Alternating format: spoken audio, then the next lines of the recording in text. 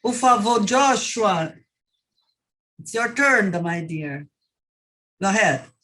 Tá bom, então deixa eu compartilhar minha tela aqui.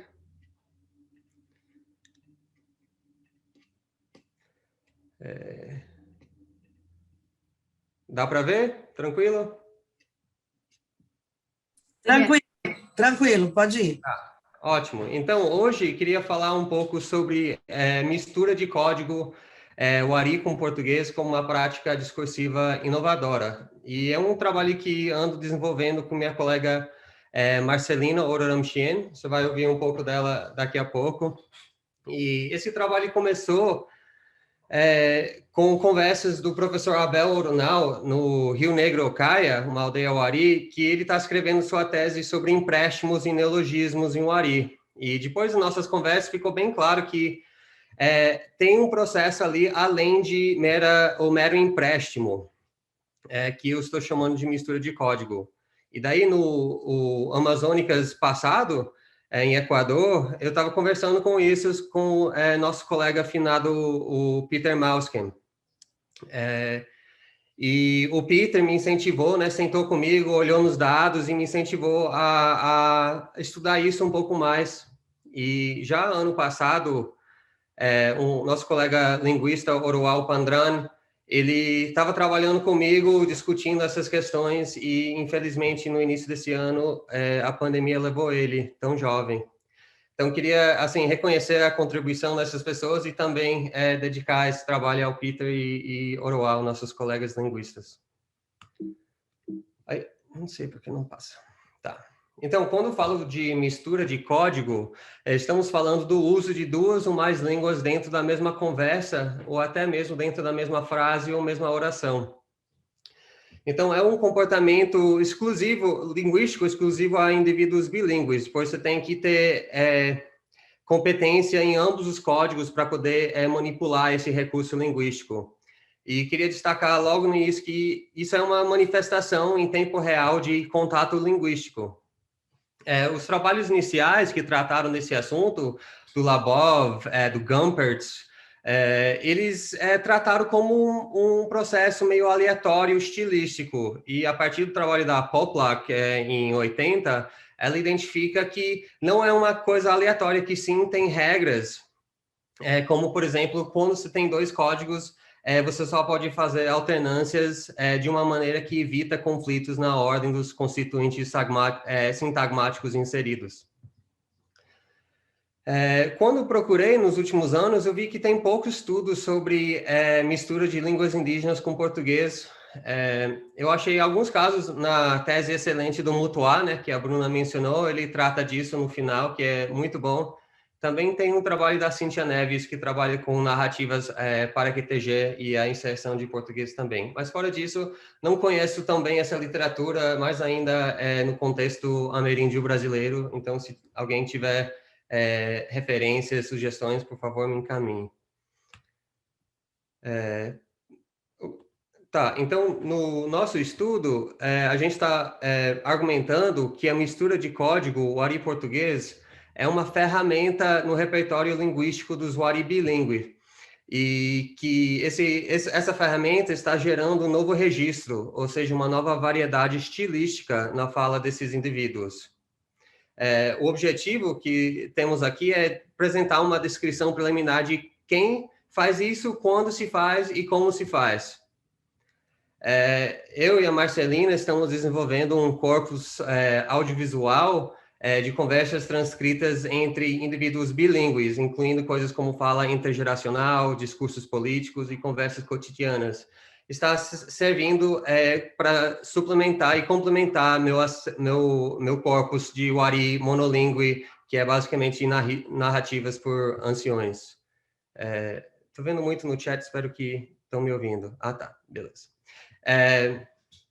E adotamos a abordagem que o Peter Mausken delimitou em 2018 no Handbook de Bilinguismo, e usamos o termo mistura de código ao invés de alternância de código, por alternância ser apenas um dos 3 tipos de misturas intrasentenciais, e que estudos geralmente de alternância de código têm uma definição um pouco mais ampla de empréstimos, e a gente está tentando tratar empréstimos de uma forma mais ampla dentro de uma abordagem de mistura de código. Não passa. Os Wari, né, são mais ou menos 4.400 pessoas no oeste de Rondônia, na região de Guajará-Mirim, bem na fronteira com a Bolívia. O povo é formado por 8 etnias, com 2 dialetos distintos. Mais de 90% dos Wari são bilíngues em português, né? Eu fiz um levantamento que publicamos os resultados de 2018, que a Marcelina participou comigo. A gente viu também que há uma manutenção da língua indígena nas comunidades onde os Wari formam a maioria étnica. Mas isso é a maioria das comunidades Wari, mas sim tem algumas comunidades onde estão mudando para o português. Mas a maioria não. A língua Wari é da família Chapacura e é falada por mais ou menos 3.500 pessoas. Em termos gerais, tipológicos, tem uma estrutura morfológica isolante, 3 gêneros gramaticais, uma ordem VOS e ordem sintagmática de núcleo seguido pelo dependente. Como isso é um processo de contato, a gente vê que os Waris estão em contato constante com a língua portuguesa, com serviços governamentais dentro da aldeia e fora, saúde, sanitação, política. O ensino médio na aldeia, principalmente, é em português, por professores da SEDUC. Tem muitos casamentos interétnicos com Macurá, Canoé e outros indígenas e não indígenas da região. E, em geral, qualquer participação econômica, educativa ou política na cidade, ou em Guajará, ou em outras cidades de Rondônia, envolve contato com o português. Então, estamos tendo uma definição um pouco mais rígida de empréstimo, e somente estamos considerando empréstimos aquelas palavras que apresentam uma integração fonológica e morfossintática na língua matriz. Então, aqui é um trecho de uma narrativa por um ancião, Sean Oronel, onde ele usa 2 palavras emprestadas do português. A gente não considera isso mistura, porque ele integra fonologicamente e morfossintaticamente na língua. Tipo, cachorro, em português, ele pronuncia como cachorro, e 3, ele pronuncia como trei, né, adaptando ao sistema fonológico de Wari. E você pode... E também ocorre nas posições onde se esperaria isso em Wari, né? O verbo no início, né? 3 e os argumentos depois. Né? Certo. Então, aqui, minha colega Marcelina vai falar um pouco de quem mistura português com Wari e quando se mistura. A gente não sabia se ela ia poder participar online, eu acho que está aí no chat. Mas então gravamos um videozinho. Meu nome é Marcelina, sou da etnia Ororamxien, moro na terra indígena Sagarana, aldeia Sagarana, que fica localizado no município de Guajará-Mirim, Rondônia. A maioria das pessoas são Wari, né? Falante da língua materna, como eu, né? E tem muitas pessoas da outra etnia, como Canoé, Macurape, que moram lá, que se casou com as pessoas de lá. Quase todos os Wari em Sagarana são bilíngues, usam língua Wari e português no seu dia a dia.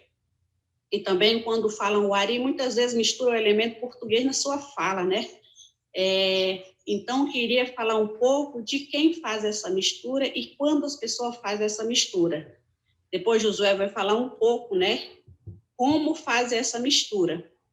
Todo mundo que fala Wari pode misturar elemento português na sua fala, dependendo da situação. Só que algumas pessoas fazem isso mais que o outro. Por exemplo, isso também é mais comum quando o jovem fala entre si na aldeia, né?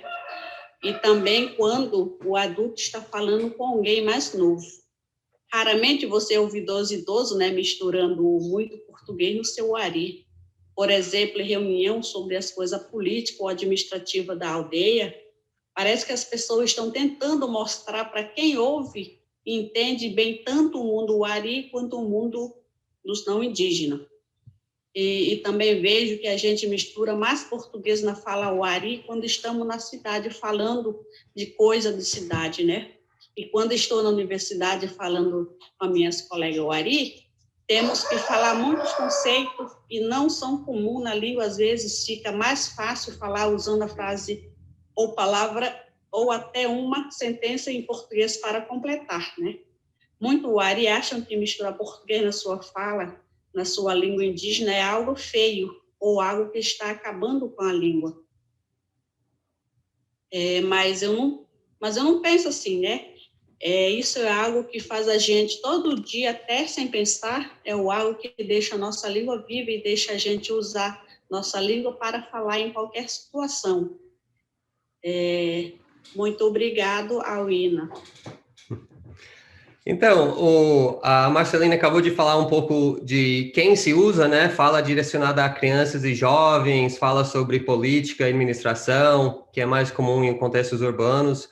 Eu achei interessante essa abordagem da Apple e Mausken, adotando os termos do Jacobsen 60 sobre as funções linguísticas, né? E ela tratou já de 3, né? Que a mistura tem uma função referencial, para referir aos assuntos do mundo não indígena, uma função expressiva para demonstrar a perícia e identidade, e também uma função conativa, né, para acomodar ouvintes e falantes diferentes. E queria mostrar exemplos de mais 2 funções que temos identificado da mistura de código. Então, uma função é a função enfática. Aqui tem um pedaço de um discurso de um colega Gessé, que também me ajudou no levantamento, onde um colega Wari faz uma pergunta a ele em português, mas ele sabe que seu interlocutor é falante de Wari. Então, o discurso começa em português e o colega está pedindo um contato, né, do presidente da Câmara, e depois o Gessé responde primeiro em português, depois faz uma repetição enfática em Wari, e depois o discurso continua em Wari, né? Ele fala, eu tenho, mano, tá, eu tenho mesmo, né? Ele fala em Wari, e depois o discurso continua em Wari. Aqui é mais um jeito, um exemplo da função enfática, e aqui é Dona Hatem, que é a mãe da Marcelina, e fizemos um DVD com ela, ensinando sua neta, Paola, como fazer pamonha tradicional, o capam. Só que a dona Hatem não está muito satisfeita com o trabalho da Paola, do jeito que ela amarra o material. Então, ela está conversando com ela em Wari, né? Ambas são bilíngues, mas daí na hora que ela quer mostrar, né, sua insatisfação, enfatizar, ela faz uma mistura do português, né, mal feito, dentro do seu Wari, como vocês podem ouvir aqui. Reka umja karatat ni pana ko Paola reka mani arai kai kuita amin que drua qua mal feito no trabalho nem Paola. Né? Então, aqui a dona Hatem está usando a mistura, né, como para enfatizar, né, a sua insatisfação. Isso tem a ver também com a função emotiva das misturas. Né? Aqui tem um exemplo do nosso colega Gessé, que está falando de como é difícil ser liderança. Depois ele está falando em Wari com vários elementos do português, e daí no final ele está querendo evocar uma resposta emotiva do seu interlocutor, o Nelson, e daí usa é muito difícil, né, no final da frase, para evocar a emoção no seu ouvinte, como podemos ouvir. Uma fácil no Vitor com liderança, tá tires mal Nelson, é muito difícil. Né? Aqui ele está usando, e depois disso o discurso continua em Wari, mas ele usa esse tag no final, né, para enfatizar e para evocar uma resposta emotiva no seu ouvinte. Então, essas são as funções. Joshua, desculpa, você tem uns 3 minutos por aí. Tá bom. Então, as alternâncias intersentenciais. Então, eu queria falar um pouco de como se faz, né? Um jeito é alternar entre sentenças em Wari e sentenças em português, como nesse exemplo aqui, né? Às vezes, omna para dinheiro, o único jeito tem que se fazer se vira dos 30, né? Tá falando em Wari, misturado, depois faz um enunciado em português, para enfatizar. também é muito comum usar esses tags, né, elementos extra-oracionais, como conjunções e interjeções, em português, como então, talvez, só que, e depois continuar em Wari. Também, dentro da mesma sentença, tem como inserir sintagmas ou itens lexicais, né? Como em 8, ele fala toda a aldeia, como o Brasil inteiro, em português, assistam esse vídeo, né? Tá em português e depois continua em Wari.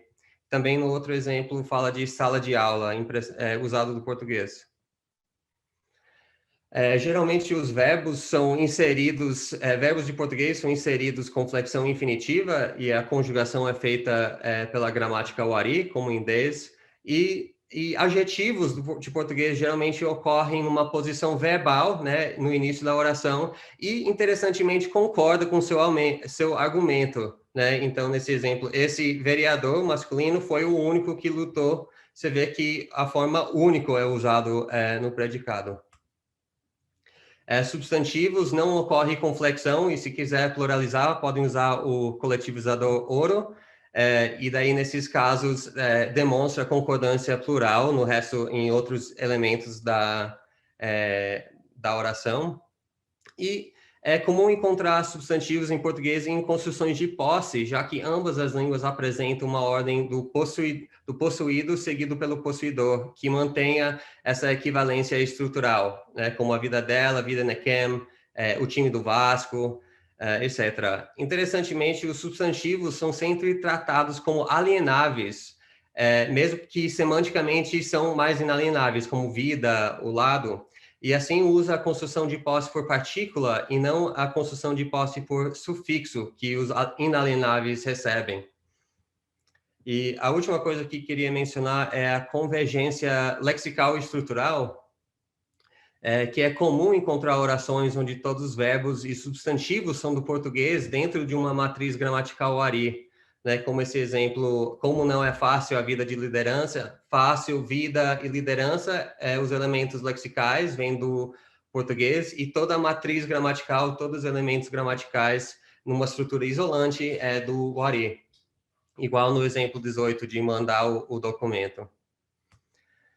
E a última coisa é que tem uma convergência estrutural, onde é comum encontrar orações onde a posição, onde tem o sujeito na posição pré-verbal né, nesse é o substantivo, e assim está meio convergendo com essa estrutura SVO do português, como esse exemplo. Essa é uma posição pragmaticamente marcada em Wari, mas existe com a função de topicalização, né? Mas estamos vendo que os falantes bilíngues Wari estão exaptando essa posição pragmática para realizar uma certa convergência estrutural. E você vê, isso é muito... Minha impressão ainda é que isso é muito mais comum no registro misturado que em Wari monolíngue.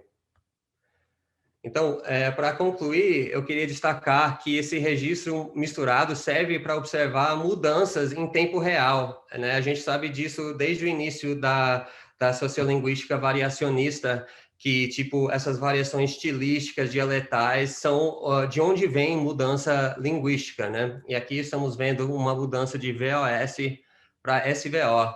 E é uma coisa que eu trabalho também com a língua moré na Bolívia, outra língua chapacura, que tem essa estrutura VOS, e como os falantes, a geração de falantes hoje em dia são dominantes em espanhol e usam o espanhol, eles também usam essa estrutura SVO com uma maior frequência.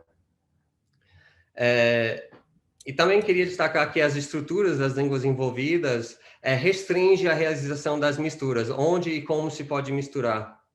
E agora eu e a Marcelina estamos trabalhando na sistematização e ampliação do nosso corpus, e eu gostaria de aplicar algumas estatísticas variacionistas, como questões de ordem de palavras, concordância de gênero e outras coisas relacionadas às palavras inseridas.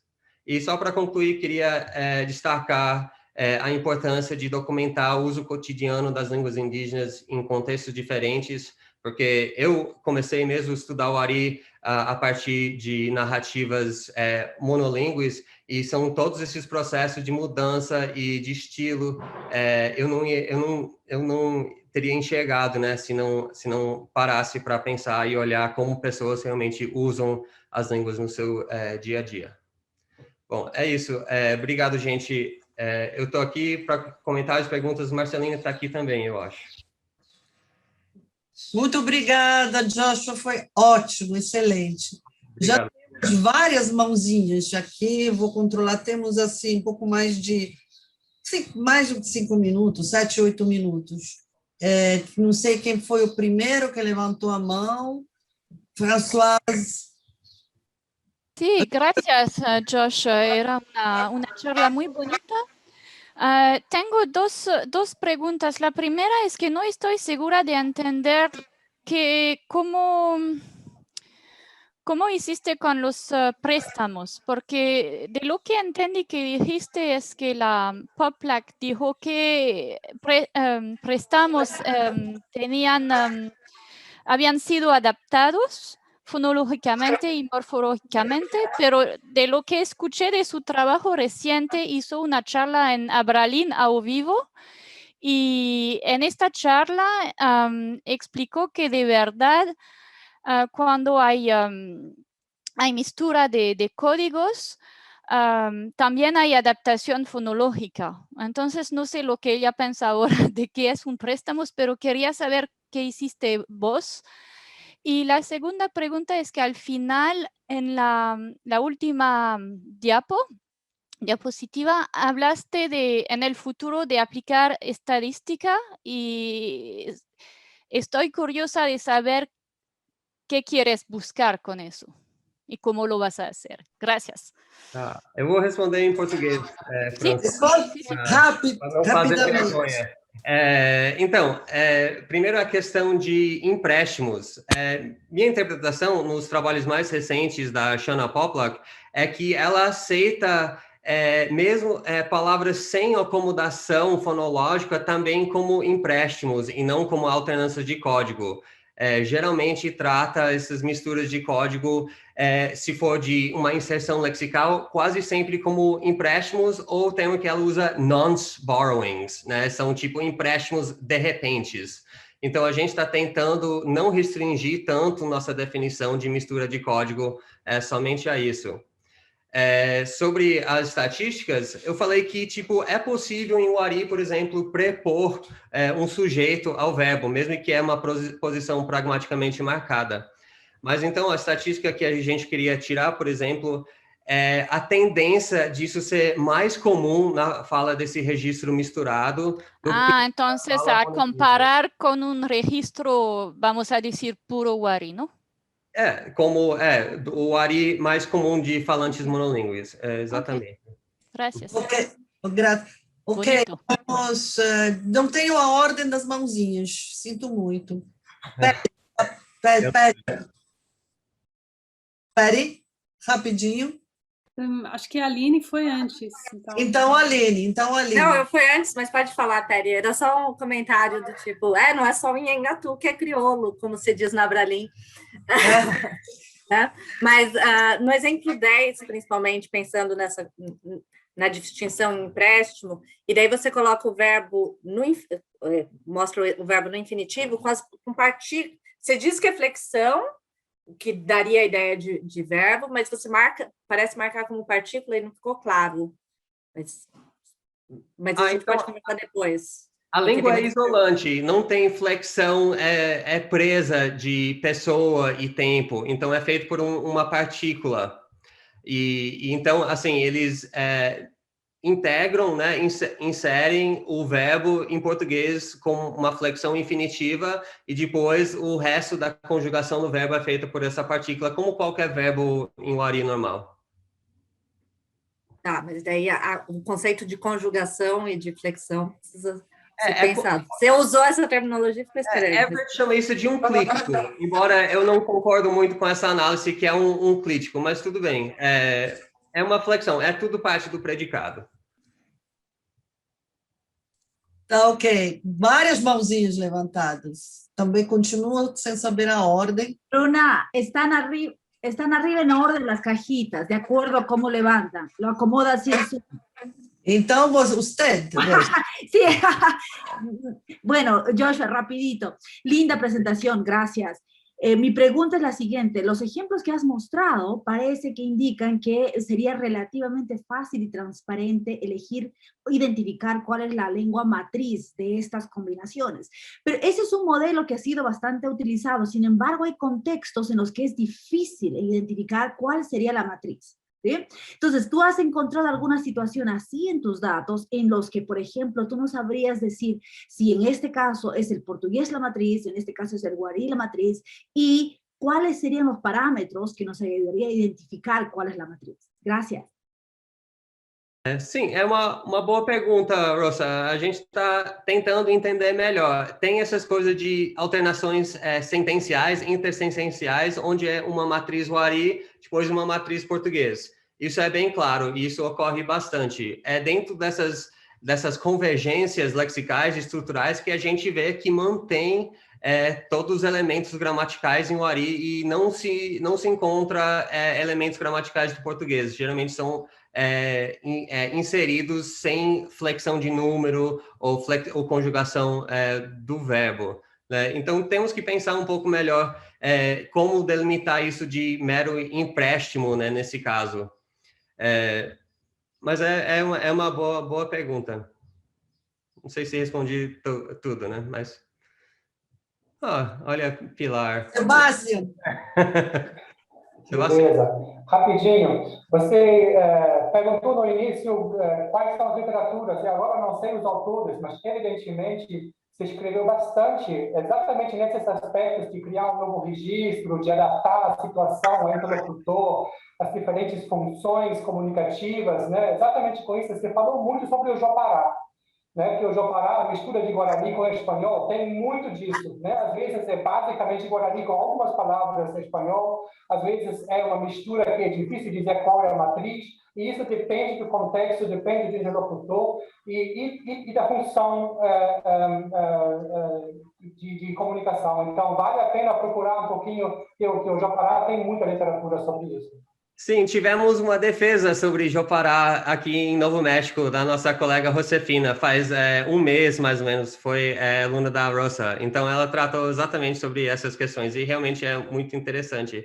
Eu queria, rapidinho, já que está acabando, a Ellen fez no chat, e como estava tudo em português, ela perguntou como que a mistura de código é vista por Wari. E queria deixar a Marcelina responder um pouco a isso, que ela Você está aí, Marcelina?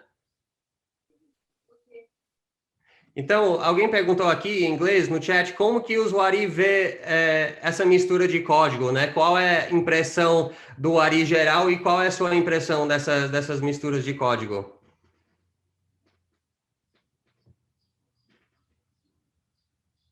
Tá aí? Oh, não sei se desconectou. Vou responder em inglês, então. Ellen, Marcelina, to respond to your question, Marcelina said in her video that a lot of Wari see this kind of mixture as an aberration, as some type of like problem with the language, that it's what's losing the language. But Marcelina says that she didn't think that so much, that it's more a way to make their language flexible and adaptable to whatever situation, especially in new contexts when they're talking about things in the city or talking with people who have kind of equal competence in Portuguese and Wari. I hope that helps clarify that a little bit. Ok, gente. Obrigada, Petro. Petro colocou só a questão no chat. Tem questões da Caroline Albert, da Cristina Balikova. Deixo para você. Vou colocar uma questão no chat também. Obrigado. Obrigada, Dionei. Desculpa, gente, é que está chata essa coisa de controlar o tempo, mas não tem como fugir.